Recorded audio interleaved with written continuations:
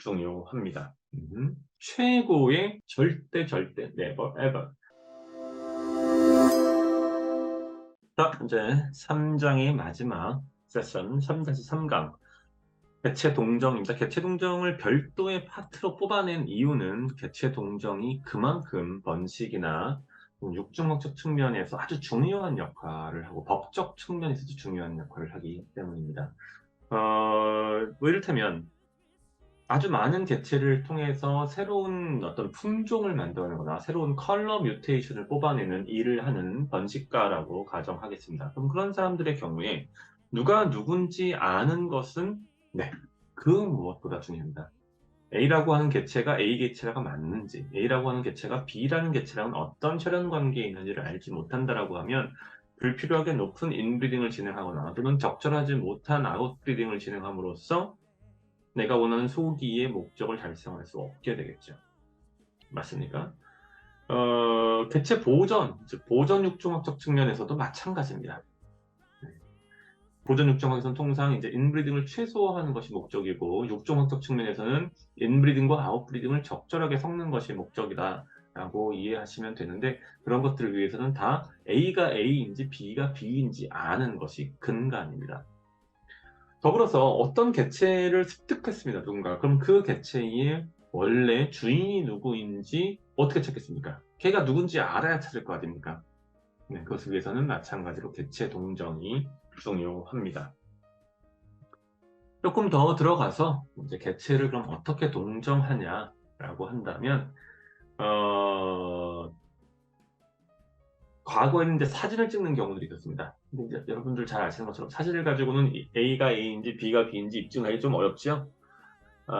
제한적으로 무늬가 조금 들어가 있는 경우들이 있습니다. 예를 들어서 이제 가장 대표적인 것이 지금 아래에 보시는 것처럼 메커우들인데 이 메커우들은 대부분 안면에 노출된 피부가 있고 이 피부에 특정한 깃털들이 이제 패턴을 이뤄서 나 있는데 이 깃털의 패턴이 개체마다 조금씩 차이가 있습니다. 뭐 100만 이걸 가지고 100만 마리를 구분하는 것은 어렵겠지만 이 패턴을 가지고 100마리 정도를 구분하는 것은 가능합니다.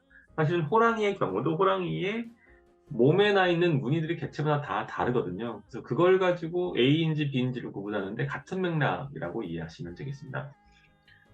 좀 더 확실한 방법은 DNA를 채취하는 거죠. 근데 DNA는 어떻습니까? 매번 채취해야 하는 불편함이 있습니다. 처음에 이를테면 특정한 개체 DNA를 채취하고 새로운 미지의 개체가 그때 그 A라는 개체인지 확인하려면 얘의 DNA를 다시 채취해서 DNA 시퀀싱이라고 하는 작업을 거쳐야 됩니다. DNA를 판별해야 됩니다. 돈도 많이 들어가고 어렵죠. 요즘 뭐 아무리 싸졌다고 할지라도 항상 바로바로 확인하시는 건 아니니까. 그러다 보니 나온 것이 이제 마이크로칩이나 레그밴드입니다. 조류의 경우는 통상 레그밴드를 흔히 사용하고요.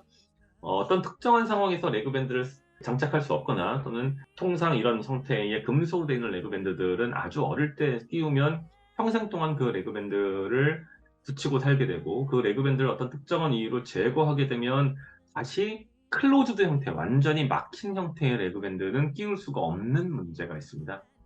그래서 이제 그런 것을 막기 위해, 그런 것을 보완하기 위해서 뭐 클로즈드 방식이 아닌 오픈 레그밴드를 쓰기도 하고요. 통상 오픈이라고 불리우는 물론 그런 제약이 있습니다만 또는 마이크로칩을 삽입하기도 합니다.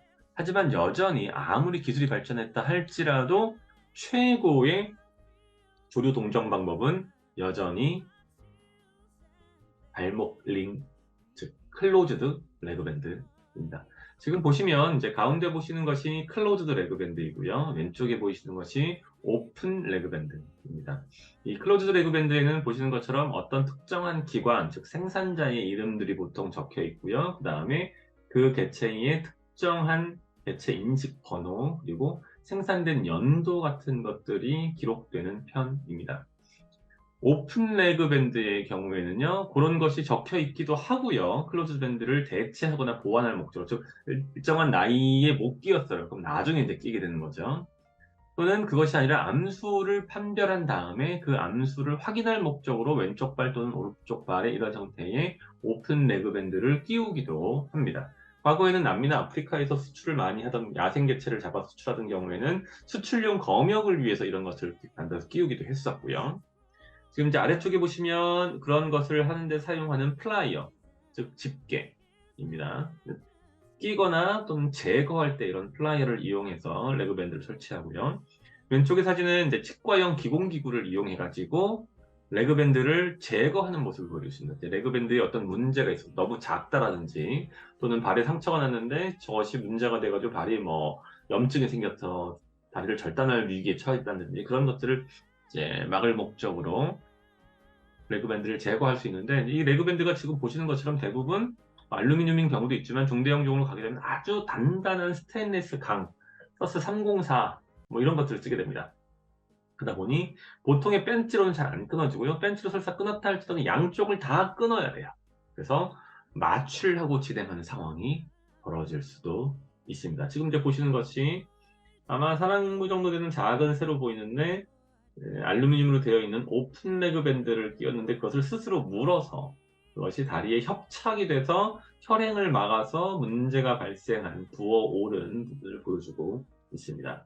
이런 것들이 이제 클로즈 레그 밴드, 그다음에 숫자가 써 있는 글자가 각인되어 있는 오픈 레그 밴드이고 참고로 중국에서 이와 같은 형태의 제품이 만들어져서 국내에도 많이 수입이 되고 있는데 날아가지 못할 목적으로 이제 이런 것을 채우는데 그럴 때는 하네스를 채우는 것이 많고요.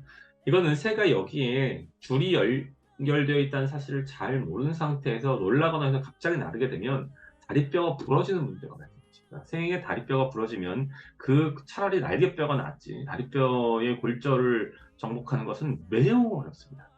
엄청난 고통을 유발할 가능성이 높고 안락사로 이어질 가능성도 매우 높습니다. 자, 전체적으로 3강, 3장 요 세 가지의 강의로 마치는 것으로 하고요. 과제 간단하게 제가 한번 내볼게요. 자, 이제 깃털 뽑기가 흔히 문제가 되는데요. 사육 상태에 있는 새들에게 깃털 뽑기의 원인 중에서 사육 환경이라든지 또는 정신적 측면의 원인에 대해서 한번 찾아서 자료를 찾아가지고 간단하게 설명해 보시는 시간 갖도록 하겠습니다. 이런 것들이 여러분들이 새를 좀 더 잘 기를 수 있도록 하는데 도움이 될 것으로 기대합니다. 더불어서 보전 유전학, 이것은 이제 종을 멸종위기에 있는 종들을 번식을 통해서 야생을 되돌려보내거나 또는 사육 상태에서 그 숫자를 늘리는 학문 분야인데 다시 말하면 이제 그 멸종위기종의 보전, 종보전이라는 측면에서 객체 동정이 지니는 의 또는 가치에 대해서 간략하게 한번 설명해 보시는 시간 가지면 어떨까 싶습니다. 다음에는 저희가 핸들링에 대해서 강의 찾아뵙도록 하겠습니다. 브레스 퀄리티 신용주 박사였습니다. 감사합니다.